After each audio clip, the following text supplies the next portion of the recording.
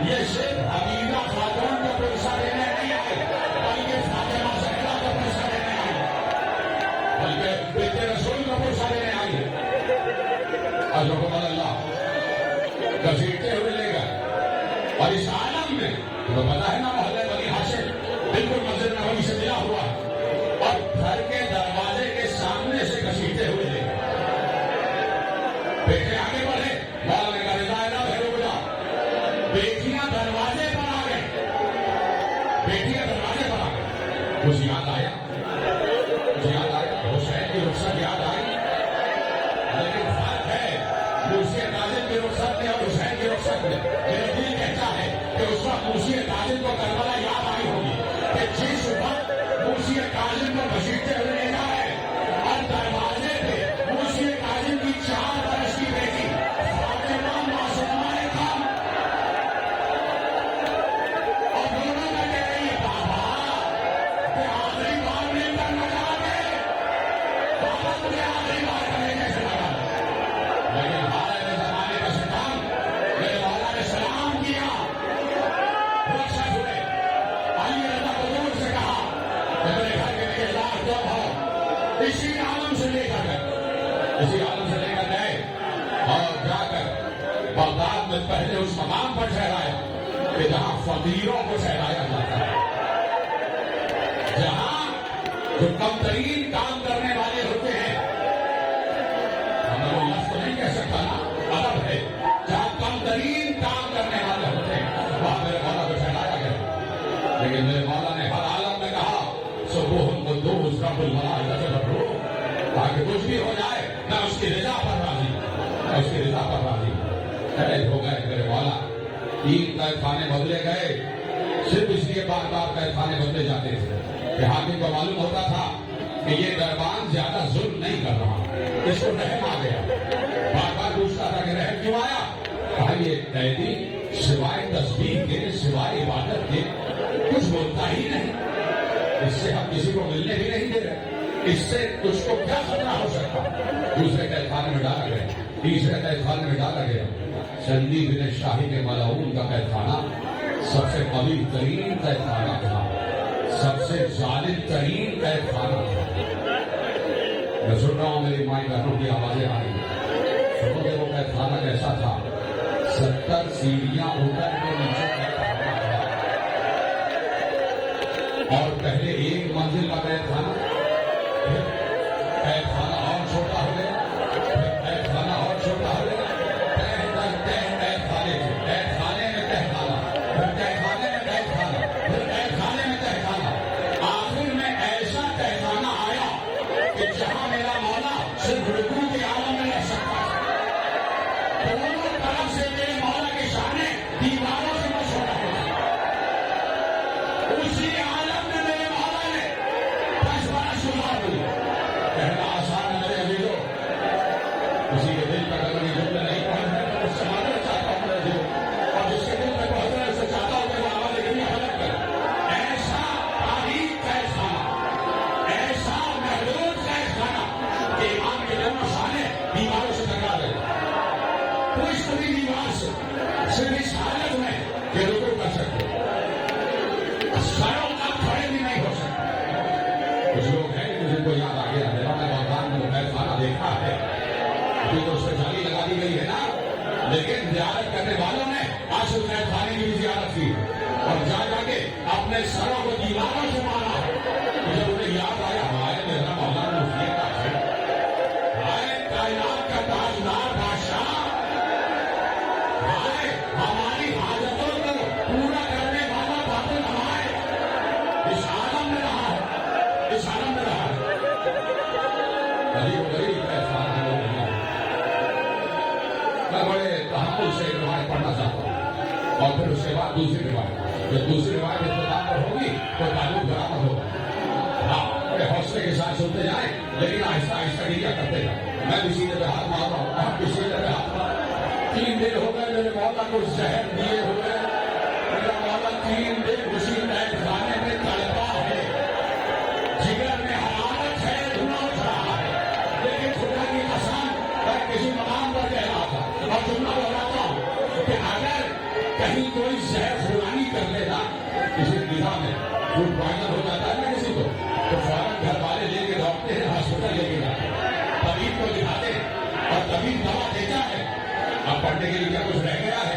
موسیٰ کاظم کو زہر دے دیا گیا، 3 دن میرا مولا تنہا تڑپا، حضرت اللہ نہ کوئی تسلی دینے والا، کیا اس وقت میرے مولا کو اپنی بیٹیوں کی یاد نہ آئی ہوگی؟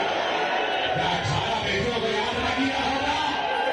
آپ پر جب کوئی الفت ہوتی ہے تو سب سے زیادہ بیٹی کو یاد کرتا ہے۔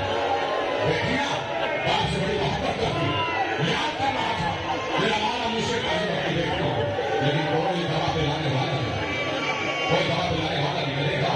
میرے نوجوان دوست کیسے نہیں کرتے؟ خدا تمہاری جوانیوں کو سلامت رکھے، خدا تمہارے آنسوؤں کو رونے سے گرنا میں لگا آ ہے، خدا تمہاری آوازیں جنت البقیع تک پہنچائے، یقیناً پہنچائے، اور پہنچانے کی ضرورت بھی نہیں ہے۔ جب جنت البقیع والی بیوی خود پیسے پڑھنا بیٹھی ہے، یہ کتنے لگا رہے گی؟ 3 دن میرا مولا تڑپا، 3 دن تڑپا۔ ایسے میں بار بار حاکم نے سپاہی کو بھجوایا، دیکھو اب نکلا کہ نہیں نکلا، نکلا گیا یا نہیں؟ کہا نہیں، ابھی بھی تڑپ رہا، ابھی بھی سانسیں آ رہی۔ جب 3 دن ہو گئے اور سانسوں کا سلسلہ چلتا رہا، اب مجھے نہیں پتا کیسے روایت شروع، میں چاہوں تو یہ ختم کر دوں، لیکن مجھے بانیان اعظم سے کہا، بانیان اعظم نے مجھ سے کہا ہے کہ ایک روایت ہے کہ جس کو پڑھنا ہے اس پر اختتام ہوگا، لیکن یہاں تک میرا ساتھ دیتے رہنا، بھائی حسین بھائی کاظم کہتے رہنا۔ لیکن بڑی عجیب روایت پڑھنے جا رہا ہوں۔ میں نے پرسوں وعدہ کیا تھا کہ آج یہ روایت پڑھوں گا، میں نے ایک روضہ خان سے یہ روایت سنی، روضہ خان سے، اور مولا کے روضہ خان سے، مولا کے مسائل پڑھنے والے سے ایک میں نے روایت سنی جو آپ کے حوالے کرتا ہوں۔ 3 دن ہو گئے، جب قیدی کا دم نہیں نکلا، بار بار جا کے حاکم کو بتاتے تھے قیدی ابھی زندہ، اس کی سانسیں آ رہی، جگر کے ٹکڑے باہر آ رہے ہیں لیکن سانسیں ابھی آ رہی ہیں۔ حاکم کو غصہ آ گیا، خدا لعنت کرے، خاطر موسیٰ کاظم پر غصہ آیا، اس نے ایک حداد کو، ایک لوہار کو بلوایا، لوہار کو بلوایا، لوہار کے ہاتھ میں ہتھوڑا لیا اور 4 میخیں دی، 4 میخیں دی۔ لوہار سمجھ گیا کہ حاکم کیا چاہتا ہے، اتفاق لوہار کے خانے میں اتارا گیا، لوہار نے زنجیروں میں بندھے ہوئے حاکم کا پھیلا، پہلے اس ہاتھ میں میخ لگایا، پھر اس ہاتھ میں میخ لگایا، آخر میں ایک میخ بچی تو پیشانی۔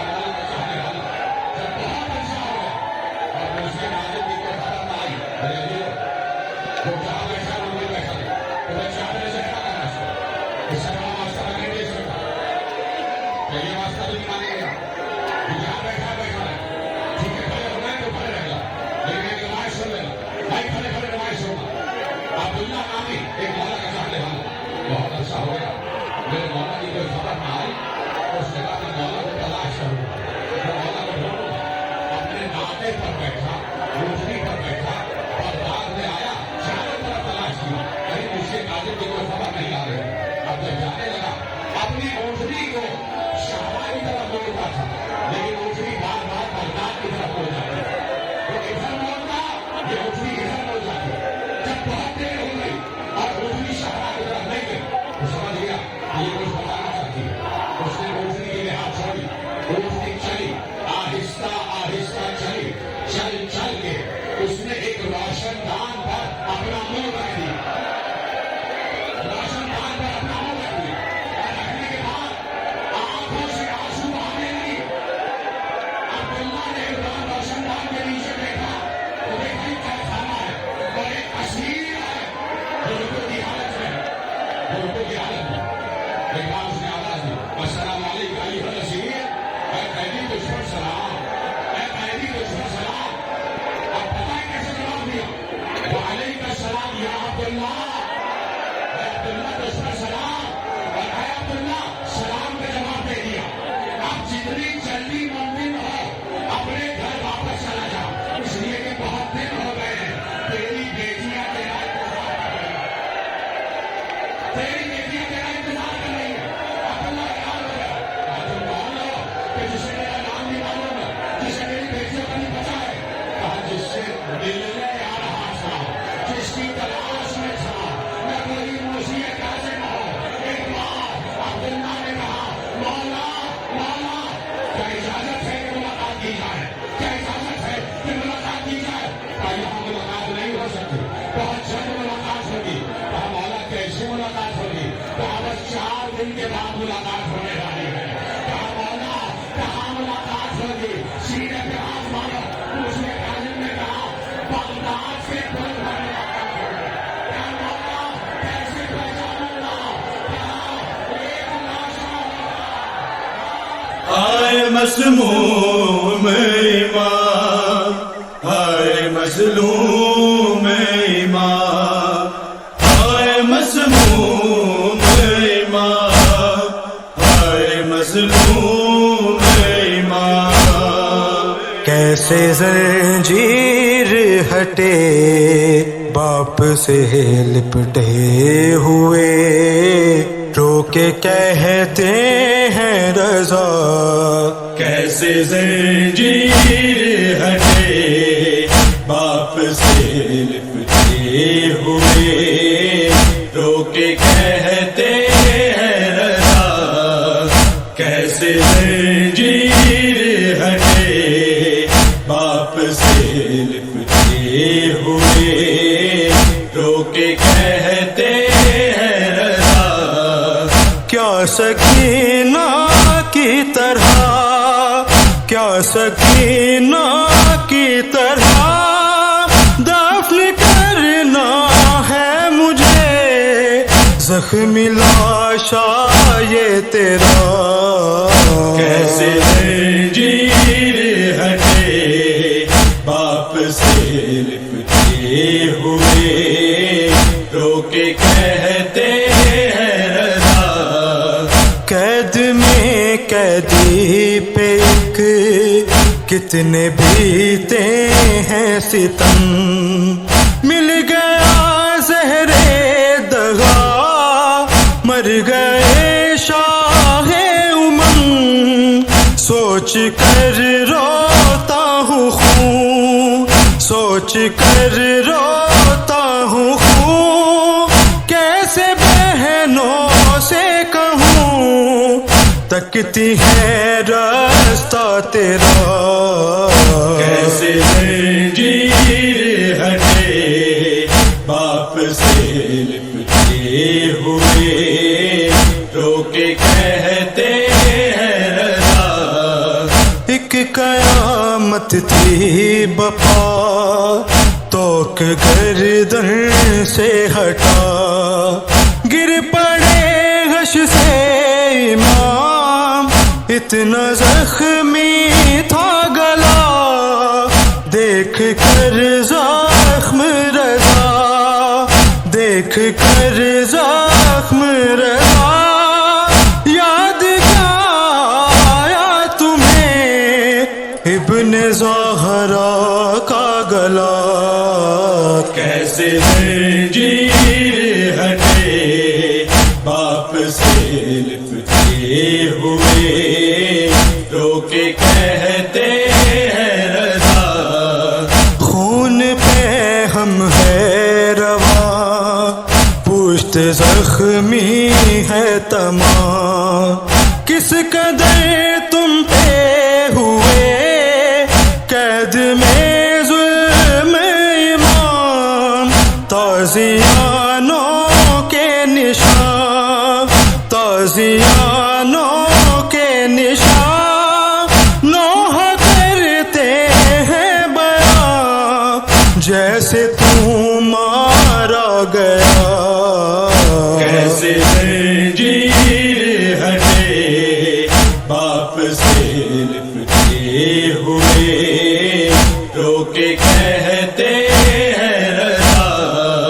वो بھی صغرا کی طرح در پہ بیٹھی ہی رہی، ایک حسرت سے تجھے فاطمہ تکتی رہی، کیا اسے بھی تھی خبر، کیا اسے بھی تھی خبر، پھر نہ لوٹے گا وطن تو جو مقتل کو گیا۔